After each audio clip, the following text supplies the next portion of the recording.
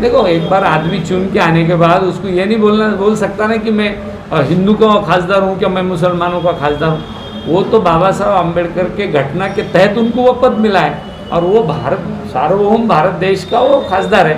मैं उनके बारे में नहीं बोल रहा हूँ, पार्टी की आइडियोलॉजी के बारे में आपको बता रहा हूँ। पार्टी की आइडियोलॉजी ये होना चाहिए कि सारे समाज को लेके चलनी, ये बोल रहा हूँ। मैं तो हमेशा बोलता हूँ खासदार साहब बहुत अच्छे आदमी, लेकिन वो right person in wrong party है। अच्छा सर, ठीक है। भाजपा ये जातिवादी पार्टी है जी, और एमआईएम एक उनकी बी टीम बोल के काम कर रही है। शिवसेना यदि जातिवादी होती तो कांग्रेस के साथ आके वो गवर्नमेंट बनाती क्या? सर ये आज आपकी कल तुम पत्रकार नहीं थे तब ये सवाल नहीं पूछते थे, अब पत्रकार बन गए तो सवाल पूछ रहे। जैसे कोई आदमी अच्छा कदम उठा रहा है और सेकुलर बनना चाह रहा है तो हमने उसको बोलना है क्या, ए तू कल गलत था, आज भी गलत है।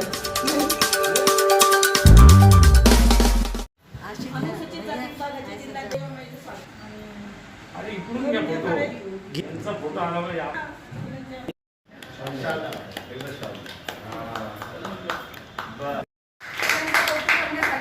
आपण इथे सर्वजण आलो आहे, त्यांचं स्वागत करायचं आहे आपल्याला आणि जिल्हाध्यक्ष साहेबांच्या हातून करायचं आहे आणि त्या स्वतः साहेबांना मानणारे आहेत, त्यांच्या घरचे पण त्यांच्या मिस्टरांनी आपल्याला खूप मदत केली आहे। विनायक सरवदे त्यांचे मिस्टर आहेत आणि ते सीए आहेत, त्यांनी मला खूप मदत केली। त्यांना काँग्रेस पक्षाची काही माहिती नव्हती, ते शिवसेनेत चालले होते, तर मी त्यांना म्हटलं साहेब की आमचा काँग्रेस पक्ष खूप चांगला आहे आणि धर्मनिरपेक्ष आहे आणि तुम्ही दुसऱ्या पक्षात का जाताय, तर तुमच्या बायकोला आमची त्यांची युक्ती आहे आणि याच्यानंतर त्या खूप ॲक्टिव्ह आहेत। याच्यापेक्षा मोठी संधी आपण त्यांना देऊ शकतो कारण त्यांचा ग्रुप खूप मोठा आहे। एवढे बोलायला मी पद्धत येत आहे, तुम्ही इकडे या असं जर त्यांना जाऊ द्या।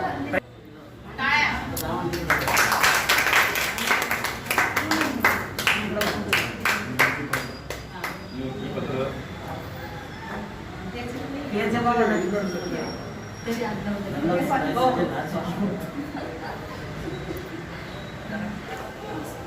ये फोटो घे ना, काय आपण तो काही वाटत नाही जातो ना।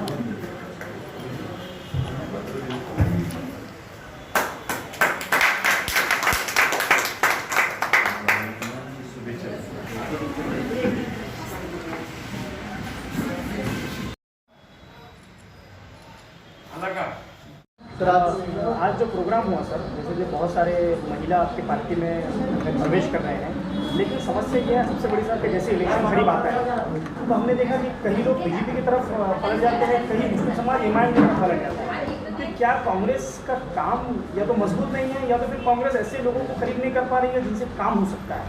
तो क्या कांग्रेस पूरी तरह इस वक्त उनको ऐसा लगता है कि कहीं ना कहीं कमज़ोर पड़ शहर को? आज हमारे अनुसूचित जाति जमाती विभाग के जिलाध्यक्ष जयप्रकाश जी और अरुण जी, उनके नेतृत्व में महिला कांग्रेस कमेटी का उनके विंग का एक प्रोग्राम रखा गया और जो पहले कांग्रेस के पास जनाधार सारे जाति धर्म का था, वही जनाधार फिर एक बार जुड़ाने की कोशिश हमारे सारे कांग्रेस पार्टी के पदाधिकारी और नेता लोग कर रहे हैं। इसलिए कांग्रेस कुछ बैकफुट पे गई वाली थी, ये बात सही है, लेकिन हम लोग सब मिलके उसको फिर हमारा जो पुराना जो दौर था वो फिर एक बार हासिल करे सिवाय छोड़ेंगे। अच्छा सर, जैसे कि अभी आने वाले वक्तों में महानगर पालिका के औरंगाबाद के इलेक्शन है, अब जैसे आपने अभी कहा कि उम्मीदवार नहीं था आपके पास में बैठने की, क्या आने वाले वक्तों में भी ऐसे होगा कि कई लोग बीजेपी की तरफ कई और पार्टी में चले जाएंगे, जैसे एमआईएम अभी बहुत जोरों में है? ऐसा है कि जब ये औरंगाबाद शहर का लोगों ने जाति धर्म के अंदर बंटवारा करने की कोशिश की, उसके बाद कुछ एरिया में ये बात सही है कि वो उम्मीदवार एक दो जगह नहीं मिले, तो उस टाइम हमने वहाँ के उम्मीदवार को खड़ा करने की कोशिश की, जैसा मैंने विजयताई का बात किया। ये देखिए, बम्बई की कारपोरेशन हो या औरंगाबाद की बम्बई के कारपोरेशन में कुछ जगह शिवसेना भी जगह छोड़ दी थी, कुछ जगह भाजपा भी छोड़ दी थी।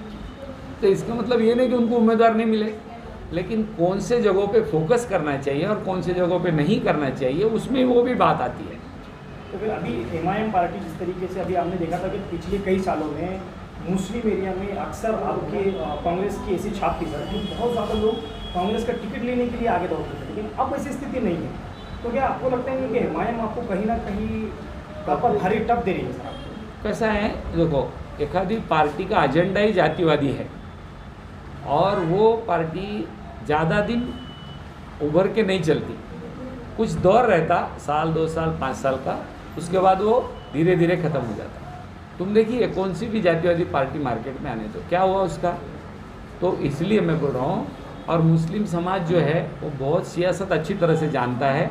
और मैं ये कहूँगा आज नहीं तो कल मुस्लिम समाज के मेरे सारे भाई और बहनें पुराने दौर में आ जाएंगे और फिर एक बार कांग्रेस उभर के आएंगे औरंगाबाद में। साफ ये है मतलब कि इमाम पार्टी जो जातिवादी पार्टी है आपका ये कह रहे हैं। बिल्कुल सही है। अच्छा सर, फिर MP इम्तियाज जलील साहब अभी देखिए तो करंट में वो काम कर रहे हैं, काम तो बहुत ज़ोरों से चल रहा है सर। देखो एक बार आदमी चुन के आने के बाद उसको ये नहीं बोल सकता ना कि मैं हिंदू का खासदार हूँ, क्या मैं मुसलमानों का खासदार हूँ। वो तो बाबा साहब अम्बेडकर के घटना के तहत उनको वो पद मिला है और वो भारत सार्वभौम भारत देश का वो खासदार है। मैं उनके बारे में नहीं बोल रहा हूँ, पार्टी की आइडियोलॉजी के बारे में आपको बता रहा हूँ। पार्टी की आइडियोलॉजी ये होना चाहिए कि सारे समाज को लेके चलनी, ये बोल रहा हूँ। मैं तो हमेशा बोलता हूँ खासदार साहब बहुत अच्छे आदमी, लेकिन वो right person in wrong party है। अच्छा सर ठीक है, आने वाले वक्तों में अब कांग्रेस को आपको क्या लगता है महापौर आप तीनों मिलकर बना रहे हैं या फिर अब जैसे कुछ साल पहले कांग्रेस का परफॉर्मेंस था क्या वैसे? मैं एक बात बताऊँ आपको, हम कांग्रेस का महापौर बनाने के लिए 100% कोशिश करने वाले हैं और वो हमारे पार्टी का काम हम करेंगे। अब चुनाव के नतीजे क्या आते हैं उसके बाद तय होगा क्या होने वाला है, लेकिन आज तो हम पूरी ताकत से उसमें कोशिश करेंगे। Thank you sir. ओके। तो इसमें आपने बताया कि मतलब जिस तरीके से जातिवादी पार्टियां उभर रही है, तो BJP भी कुछ दिनों से मतलब टिक रही है। इसके बाद में शिवसेना का भी कभी मतलब इस तरीके से एजेंडा रहा है, बट उन्होंने सरकार बनाया है कहीं ना कहीं। देखो MIM भी इस तरीके से काम- भाजपा ये जातिवादी पार्टी है जी, और MIM एक उनकी बी टीम बोल के काम कर रही है भारतीय जनता पार्टी, बराबर है। लेकिन शिवसेना यदि जातिवादी होती तो कांग्रेस के साथ आके वो गवर्नमेंट बनाती क्या? सर ये आज आपकी गवर्नमेंट बनी इसलिए आप कह रहे हैं? जी पहले नहीं, तो कई मेरी बार बात तो- सुनिए, मेरी आगे पूरी बात सुनिए। ये देखो कल तुम पत्रकार नहीं थे जब ये सवाल नहीं पूछते थे, अब पत्रकार बन गए तो सवाल पूछ रहे। जैसे आदमी रोल में आगे आगे जाता वैसा वैसा उसको उसका प्रेजेंटेशन करना पड़ता, बराबर है। एक ज़माने में उनके दिमाग में जो बात थी वो थी, लेकिन आज के तारीख में वो सेकुलर जो कोई आदमी अच्छा कदम उठा रहा है और सेकुलर बनना चाह रहा है तो हमने उसको बोलना है क्या, ए तू कल गलत था आज भी गलत है? नहीं, वो उसको खुद को चेंज करने की कोशिश कर रहा है, तो उसके लिए तुम उल्टा उसको शुभेच्छा देना चाहिए। Thank you. औरंगाबाद अपडेट एक अच्छा चैनल इस औरंगाबाद ज़िले में चलता है। उनके माध्यम से कहीं भी अन्याय अत्याचार हुआ तो उसको न्याय देने का काम, उसको लोगों के बीच में इंसाफ देने का काम आपके चैनल के माध्यम से होता है। मैं औरंगाबाद अपडेट्स इस चैनल को मेरी तरफ से इस राज्य का मंत्री इस नाते से तहे दिल से उनको शुभेच्छा देता हूं और उनके हाथ से अच्छा काम हो, उनके नाम ये अपडेट के जैसा पूरा काम भी अपडेट चले, यही शुभकामनाएं।